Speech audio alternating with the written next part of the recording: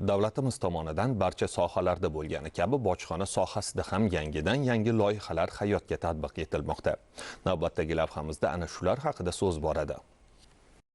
Xabaringiz bor, davlatimiz rahbarining 2025-yil 25-martdagi davlat bojxona xizmati organlarining faoliyati samaradorligini oshirish bo'yicha chora-tadbirlar to'g'risidagi farmoniga binoan 2025-yilning 1-sentyabridan G'ishtko'prik, Zangiota va Dovudota chegara o'tkazish punktlarida avtotransport vositalari uchun xavflarni boshqarish tamoyillariga asoslangan yashil va qizil ikki yo'lakli tizim ishga tushiriladi. Sodda qilib aytganda, endilikda xavf darajasi past bo'lgan, ya'ni yashil yo'lakka tushgan avtotransport vositalari va unga yuklangan tovarlarni bojxona ko'rigidan o'tkazishga hojat qolmaydi. Faqatgina hujjatlar ko'zdan kechiriladi xolos. Mazkur tizimni ishga tushirishning eng muhim shartlaridan biri shuki, bunda avtotransport vositalari inspeksion ko'rik majmualari orqali nazoratdan o'tkazilgandan so'nggina ushbu amaliyot qo'llaniladi. Buning uchun esa avtomobil chegara o'tkazish punktlari inspeksion ko'rik majmualari bilan to'liq ta'minlangan bo'lishi lozim. Shu vaqtga qadar O'zbekistondagi avtotransport vositalari harakatlanadigan chegara bojxona postlari asosan yuk avtotransport vositalari uchun mo'ljallangan yirik inspeksion ko'rik majmualari bilan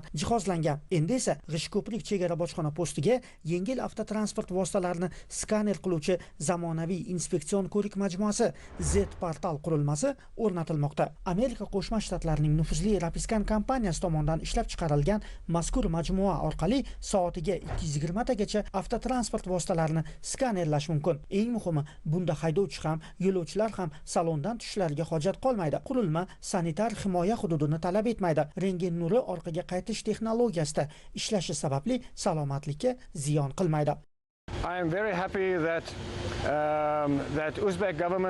Men O'zbekistonning bojxona tizimiga ilg'or texnologiyalarni joriy qilish strategiyasiga yuqori baho beraman. Bu tahdidni va xavfni baholash bo'yicha to'g'ri yondashuvdir. Chunki ushbu uskunalar orqali tahdidlar va noqonuniy moddalarni aniqlash imkoniyati oshadi. Kompaniyamiz tomonidan ishlab chiqilgan ikkita skaner qurilmasini ushbu postga o'rnatmoqdamiz. Biri yuk mashinalari va avtobuslar uchun, biri esa yengil mashinalar uchun. E'tiborlisi, ushbu majmualar kam energiyali resurs talab etadi. Bu esa yo'lovchilarni tizim orqali bexatar o'tkazish imkonini beradi. Ayniqsa avtomobildagi homilador ayollar, uy jonzotlar yoki oziq-ovqat mahsulotlariga ta'sir o'tkazishi mumkin degan xavotirga hojat yo'q. O'zbekiston bo'ylab chegara bojxona postlariga bu kabi qurilmalardan yana 4 tasi o'rnatiladi. Natijada 90% dan ortiq avtotransport vositalari harakatlanadigan 10 ta chegara bojxona postlari bir xil modeldagi inspeksion ko'rik majmualari bilan qamrab olinadi.